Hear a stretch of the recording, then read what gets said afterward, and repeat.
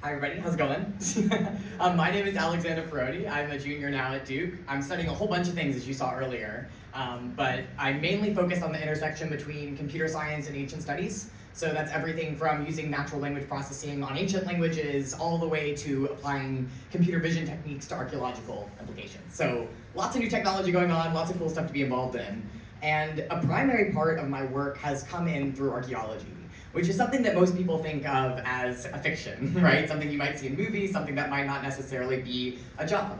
But I've actually had the opportunity to do a few archaeological digs, so I'm going to tell you a story about my experience in archaeology and let it be an allegory for your life and how you might treat failure going forward. Archaeology reveals not only the artifacts of ancient civilizations, but also the enduring legacy of human fallibility and learning. In archaeology, there's no reset button. Each layer of soil disturbed is a story unfolded, and it cannot be told again in quite the same way. It's a discipline where finding something simultaneously means altering it, where every brushstroke against ancient Earth could be both revelation and irreversible change. Today, as we stand at the intersection of the past and present, let's delve into the role of failure, not as a setback, but as the bedrock upon which we build our understanding of the past and, of course, ourselves. The science of archaeology differs significantly from that of a controlled laboratory setting. There are no do-overs, no second chances to swab a petri dish anew. Each stratum of earth revealed, each relic unearthed is unique, and it can't be returned to its original state. The act of discovery inevitably leads to the destruction of the very context that preserved these textures for millennia. My fascination with archaeology, though, began in childhood, with my hands digging through a sandbox in search of hidden wonders, the next museum artifact. I imagined uncovering the discarded belongings of those who lived centuries before me, living out my fantasy of Indiana Jones. Their trash was my treasure. Initially, my finds were mundane as a child. Sunglasses, shattered bottle caps, and the like, artifacts of the present rather than the past, quickly dismissed by my parents as I spent a tad too much time with my hands buried in the dirt. But it was beneath the relentless Orvieto sun in Italy, as I clawed through the earth, dirt caking under my nails, that I encountered the irreversible truth of archaeology. I learned that each discovery forever alters the tapestry of history. Among the excavation team, I was an outlier. I was 17 years old, the youngest and by far least experienced. My peers, many entrenched in their doctoral studies, utilized the site as a live case study for their theses. We worked on what was once a bustling Roman road leading to the baths at the heart of a seaside city. The setting was a marked leap from the sandboxes of my youth, offering up genuine artifacts such as ancient brooches, teeth, hairpins, and tweezers dating back 2 millennia. For someone whose curiosity was piqued by the remnants of old lives, this was my paradise. And yet it was at this site that my education really began.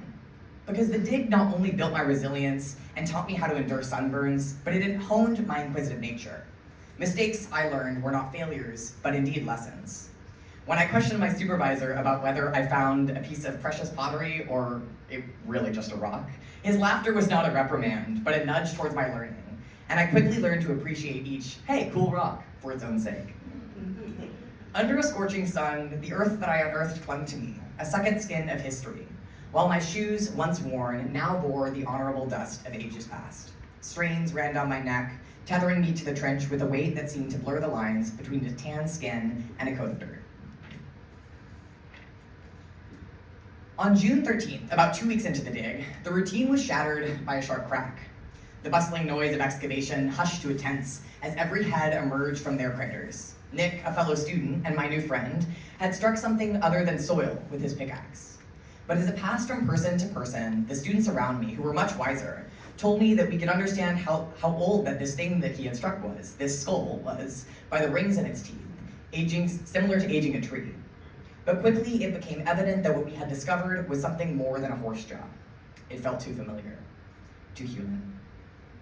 Nick, with dirt fresh on his hands as he held the other half of the jaw, dropped his pickaxe and offered a simple truth. One mistake is an accident. Repeated mistakes are a choice. A hush fell over the site at Orvieto, which had never yielded human remains in its 2 decades of excavation, until that day, until that 17-year-old was standing there with that pickaxe, no longer in a sandbox. The initial shock of discovery gave way to much introspection. Had we been more cautious, we might have read the signs, the subtle hue of the soil, the resistance met with that last pickaxe strike. Yet in holding the jawbone, my earlier mistakes seemed trivial, compared to the gravity of human history that now rested in my palms. I realized that in my search for museum artifacts, I had never anticipated unearthing a direct connection to ancients themselves, not mere objects, but a person who might have wielded the artifacts that we so casually labeled as trash. In this field, the true step is to misdig without constant reflection and questioning what lies beneath. From then on, my apprehension about damaging a priceless artifact of course remained. In this example, this is a part of a Roman lamp. It's used as kind of the handle of it, but it's all handcrafted. It's all, thousands and thousands of years old. Someone was in their workshop building artifacts like these, and I still found those quite worthy, of course, right? But a lot of the things that we learn in archaeology aren't actually from these beautiful artifacts. In fact, they're from the stories that these artifacts tell. That this civilization has someone who's a craftsman, and someone who's building these artifacts day in and day out. Though we couldn't learn much about the human jaw, considering that it was split in half, thanks to yours truly, their solitary nature suggested not a sacrifice or a massacre. Instead, it appeared that the person may have been the bathhouse's keeper, who, in a tender act of finality, was laid to rest within the familiar walls of his home.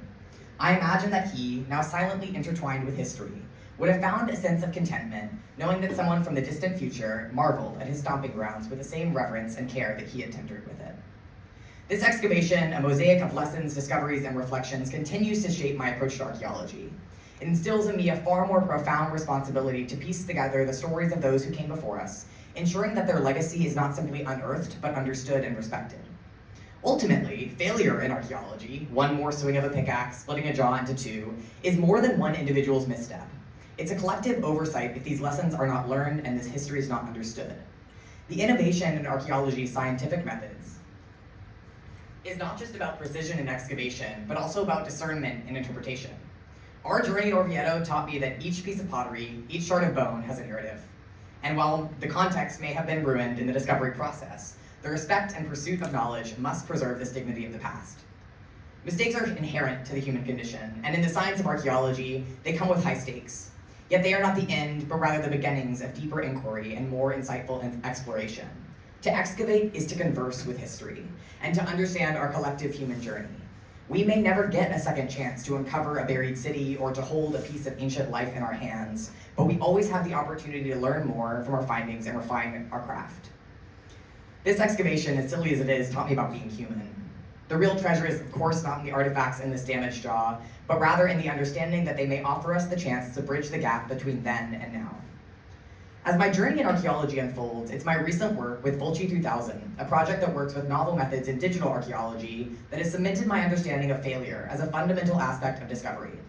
In this innovative project, where technology and traditional archaeology intersect, every scan of terrain, every digital map, reveals a structure buried beneath the earth. All are a chance to learn something new, about the past, but more importantly about the process itself. The scientific rigor and technological advancements that define Volci come with challenges, and of course, potential for error. Every choice, from selecting the right ground-penetrating radar frequency to interpreting subtle anomalies in the data, can lead to monumental discoveries or realizations that our assumptions were just off the mark. At Volci, a misplaced coordinate or a misread signal can mean mistaking a natural feature for an archaeological one, or worse, vice versa. But here, in this dance with both history and high-tech tools, I've come to embrace failure as a critical component of my learning. When a promising lead turns into a dead end, it's not a signal to halt the quest, but rather to refine our methods, ask more intelligent questions, and delve deeper into the layers of the past with humility and a renowned sense of purpose. The real treasure unearthed at these excavations is the intangible wisdom garnered from every misstep. As each layer of soil is peeled back, so are the layers of my understanding, revealing a more nuanced perspective of the complex narrative of human history. And as such, I no longer view mistakes with trepidation, but I welcome them as the professors that they are. They remind us that our path to discovery is nonlinear, with uncertainties and unexpected turns that can lead to the most profound of insights. So as I continue on this path, this tactile journey of discovery, coupled with the wisdom found in both successful finds and fruitful failures, I hope they resonate with you, just as with me, a brushstroke on a weathered shard or a click in geospatial data.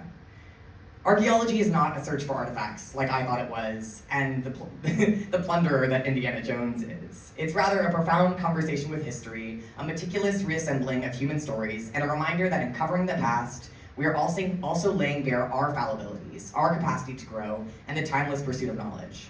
So I invite you to take a look at the artifacts that you have cracked in your life, and to see them not as mere mistakes, but rather as invaluable fragments of your journey. And just as I find meaning and wisdom in each soiled-displaced jaw that tells a story from millennia past, each of your cracked artifacts embodies a lesson, a moment in time that has shaped you.